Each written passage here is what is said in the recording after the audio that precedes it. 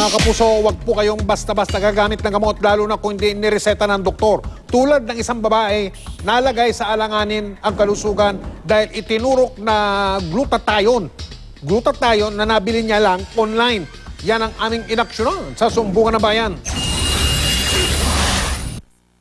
Gusto lang subukan ni Isabel, hindi niya tunay na pangalan, ang gamot pampaputi na nakita niya online. Pero ang kanyang naging desisyon, agad din niyang pinagsisihan. Dapat kasi yung pera na ibili ko ng Glotax is para sa cellphone. Sa halagang 3,500 piso, nakabili si Isabel ng Glutax 5GX Injectable na nakita niya sa Facebook page ng isang Glutathione Distributor Philippines. Walang pangalan ng taong makikita sa Facebook page. Tanging numero lang ng cellphone kung saan pwedeng makipag-ugnayan. Masusing pinag-aralan ni Isabel kung paano gamitin ang gamot. Sa katunayan, nagpatulong pa siya sa kaibigang registered nurse para tamang maiturok ang Glutax 5GX. Ang problema, sadyang hindi magandang naging epekto ng gamot kay Isabel. Pagkos na ospital pa siya. Nagkaroon daw ako ng severe allergy, kaya yun daw yung reaction ng gamot na nagsusuka ako.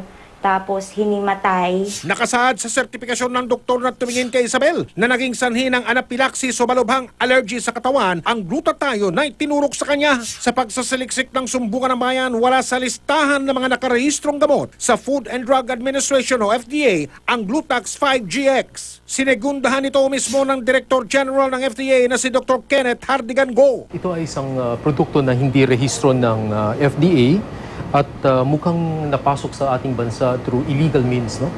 Walang mga FDA markings, walang mga FDA registration numbers. Hindi mo alam sino i-contact nila kapag may nangyaring masama tingil sa produktong ito dito sa ating country.